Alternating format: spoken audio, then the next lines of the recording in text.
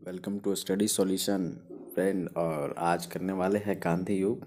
आज का चैप्टर है, आज का टॉपिक है गांधी एरा है। 1917 से 1947 ईस्वी तक चलता है। फ्रेंड ये 1915 हमने ऐड किया हुआ है, तो डोंट माइंड। और वैसे तो 1915 1916 में ही दक्षिण अफ्रीका से गांधी जी वापस आते हैं सबसे पहले। और ये जो सीरीज़ होगा 150 सीरीज़ होगा, 150 सीरीज़ होगा, जिसमें कि पार्ट 1 पार्ट 2 पार्ट 3 या तो पार्ट 1 पार्ट 2 करके मैं आपको दे दूंगा। तो ये आज का जो क्वेश्चन है वो पार्ट 1 में है। तो पार्ट 2 के लिए आप मेरी अगली वीडियो को, नेक्स्ट वीडियोस को ज़रूर देखेंगे। और ये जो किनके लिए है, तो रेलवे, एसएससी, जेपीएससी है ना, JSSC, IB, all competitive exam के लिए है। ये तो ऑल कॉम्पिटिटिव एग्ज़ाम के लिए है, ध्यान रखिए और ज़रूर करके जाइए फ्रेंड, क्योंकि ये बहुत ही मोस्ट इम्पोर्टेंट क्वेश्चंस हैं। और सारे क्वेश्चन जो हमने लिया हुआ है वो पूछे गए हैं किसी न किसी में। तो आप देख सकते हैं सर्च करके भी कि railway, JSSC, BPSC, JPSC, IB, ये सब वगैरह में पूछा हुआ है। यूपीएससी वगैरह में ये सब क्वेश्चंस पूछे हुए हैं। आप उठा के भी देख सकते हो क्वेश्चंस को कहीं भी।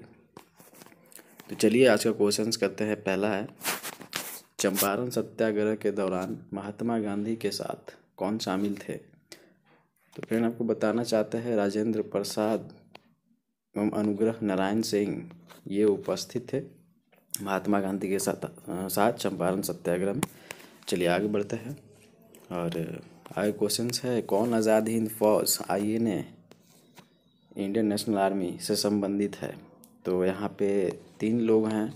आपसे ऐसे भी पूछा जा सकता है कि कौन आज़ाद हिंद फौज से संबंधित नहीं है? तो उनमें से इन इन 3 लोगों का नाम दिया होगा और एक अननोन का दिया होगा नेम, जैसे महात्मा गांधी या CR दास। तो इन सब को ले लीजिए। तो ये दिया होगा और उनमें से ये तीनों है जो आज़ाद हिंद फौज से रिलेटेड हैं। चलिए आगे बढ़ते हैं। गांधी जी ने किस कानून को काला कानून कहा था? Black law. तो फ्रेंड बताना है कि ब्लैक लॉ गांधी जी ने किस एक्ट को बोला था? तो ये हो जाएगा रॉलेट एक्ट। चलिए आगे बढ़ते हैं। दांडी यात्रा में गांधी जी ने कितनी दूरी तय करके नमक कानून का विरोध किया था? तो ये हो जाएगा 385 किलोमीटर।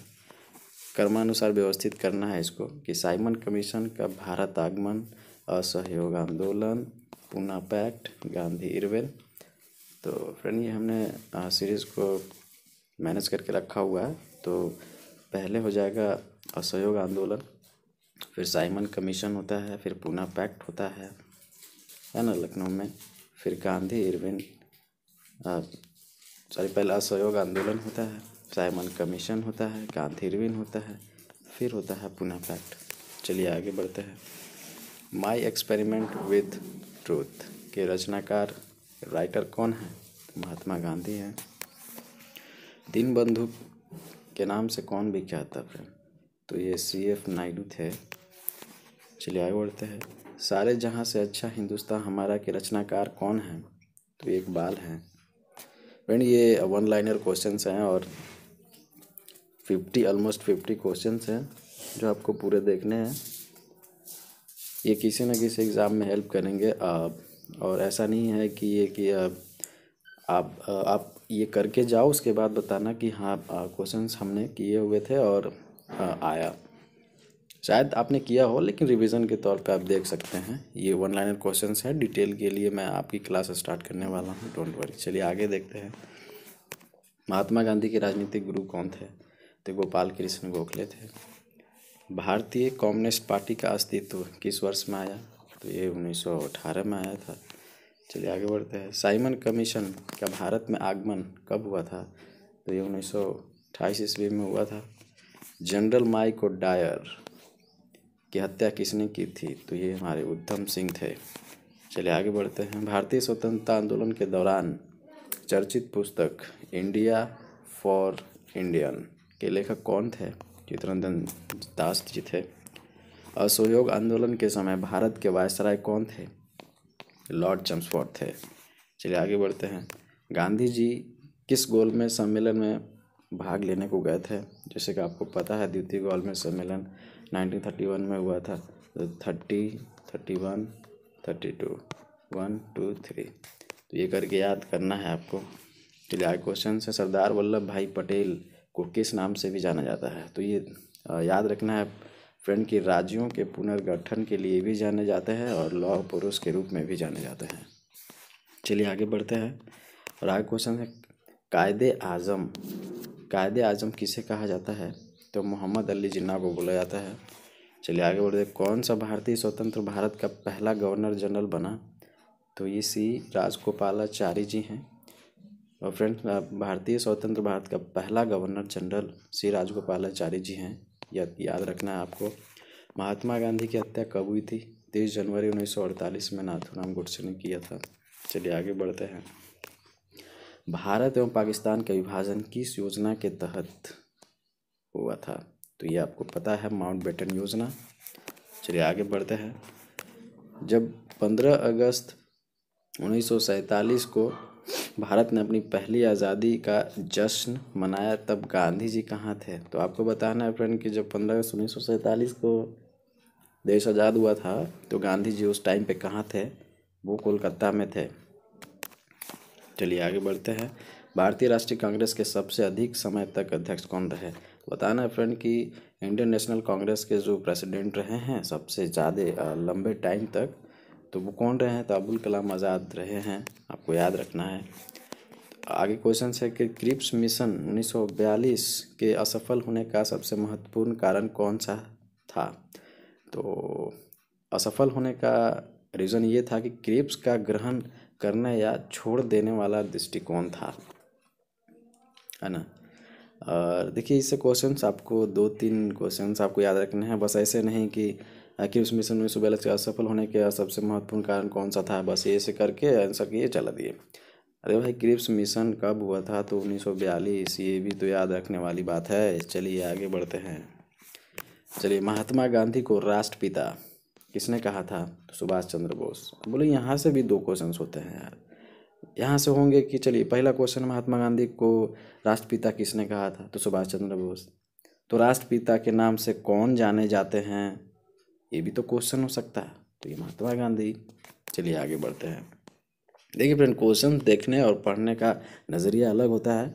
आपके अंदर हुनर है, आपके अंदर टैलेंट है, क्या चीज़ है क्या नहीं गेन कर सकते हैं आप, ये आपके ऊपर डिपेंड करता है। आपको करना चाहिए, ध्यान देना चाहिए किसी भी चीज़ पे। चलिए आगे बढ़ते हैं। और जलियांवाला बाग में गोली चलाने का आदेश किसने दिया था? तो वो जनरल डायर ने। चलिए आगे बढ़ते हैं। और किस आंदोलन में महात्मा गांधी ने भूख हड़ताल को एक हथियार के रूप में प्रयोग किया था? तो ये 1918 का अहमदा मिल मजदूर हड़ताल। तो इससे भी याद रखना आपको कि अहमदाबाद मिल मजदूर हड़ताल जो हुआ कब हुआ था? 1918 में हुआ था। महात्मा गांधी ने भूख हड़ताल को एक हथियार के रूप में इसी ने यूज़ किया था। चलिए आगे बढ़ते हैं। और ये क्वेश्चन है कि 1939 में पहली बार, मैं थोड़ा पेन चेंज कर लेता हूँ। 1939 में पहली बार महात्मा गांधी ने देशी राज्य में नियंत्रित जनसंघर्ष चलाने के विशेष तकनीक को अपनाया। उन्होंने अपने एक निकट सहयोगी को सत्याग्रह करने की इजाज़त दी। वो कौन थे? तो राजकोट में वल्लभ भाई पटेल थे,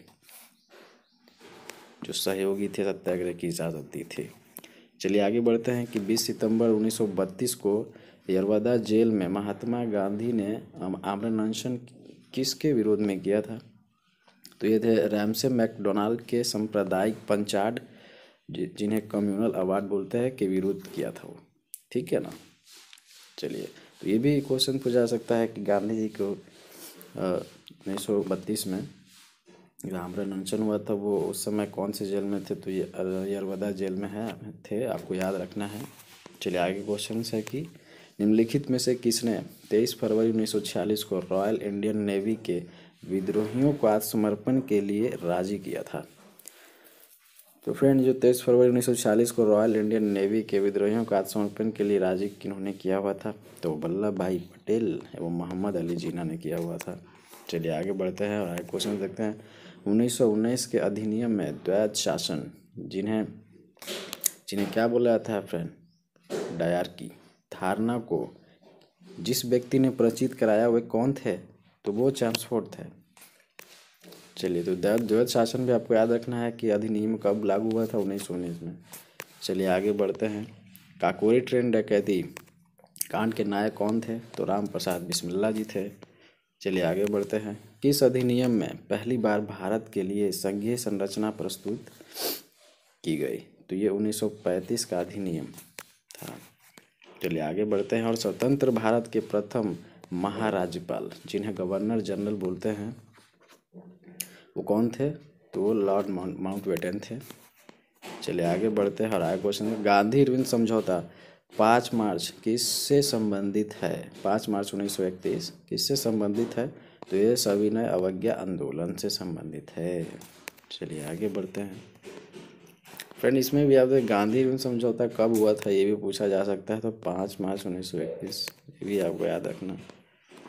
चलिए, निम्नलिखित में से किस अधिनियम के तहत बिना मुकदमा और दोष सिद्धि के ही विधि न्याय ने किसी भी व्यक्ति को कैद करने का प्राधिकार सरकार को दिया था? तो ये वर्ष 1919 का रॉलेट एक्ट अधिनियम था। चलिए आगे बढ़ते हैं। आगे क्वेश्चन है, किस कारण भगत सिंह, राजगुरु और सुखदेव को 23 मार्च 1931 में फांसी दी गई थी? तो वर्ष 1928 में लाहौर में सॉन्डर्स की हत्या के कारण, है ना, सॉन्डर्स की हत्या के कारण से है, जैसे कि भगत सिंह, राजगुरु और सुखदेव को 23 मार्च 1931 को फांसी हुई थी ना। तो रीज़न यही था कि सॉन्डर्स की हत्या जब हुई थी 1928 में, तो इसलिए उन्हें फांसी दिया गया था। चलिए आगे बढ़ते हैं। नमक सत्याग्रह किस ईस्वी में प्रारंभ हुआ था? तो ये 1930 में। कहाँ से हुआ था ये आपको बताना है, और कहाँ तक हुआ था आपको बताना है, और कितने किलोमीटर डिस्टेंस तय किया हुआ था गांधी जी ने, ये भी बताना है। चलिए आगे बढ़ते हैं। वर्ष 1919 में जालियांवाला बाग हत्याकांड कहाँ पर हुआ था? तो ये अमृतसर में हुआ था। चलिए आगे बढ़ते हैं। असहयोग आंदोलन 1920 से 22 को क्यों नहीं लंबित किया गया? क्यों नहीं? देखिए, क्वेश्चन सी इसमें थोड़ा सा टाइप गलत है कि असहयोग आंदोलन जब हुआ 1920 से 22 में, तो इन्हें लंबित क्यों कर दिया गया था? तो नहीं होगा, मतलब क्यों लंबित कर दिया गया था? तो क्योंकि चौरा चौरी जो हुआ था में हुई हिंसक घटना के कारण से असहयोग आंदोलन जो है वो रद्द कर दिया गया था, आपको पता होगा। चलिए आगे बढ़ते हैं। सुभाष चंद्र बोस ने सिंगापुर में दिल्ली चलो का नारा कब दिया था? तो ये 1943 में। चलिए आगे बढ़ते हैं। कांग्रेस ने भारत छोड़ आंदोलन का प्रस्ताव किस वर्ष पारित किया गया था? तो 1942 में।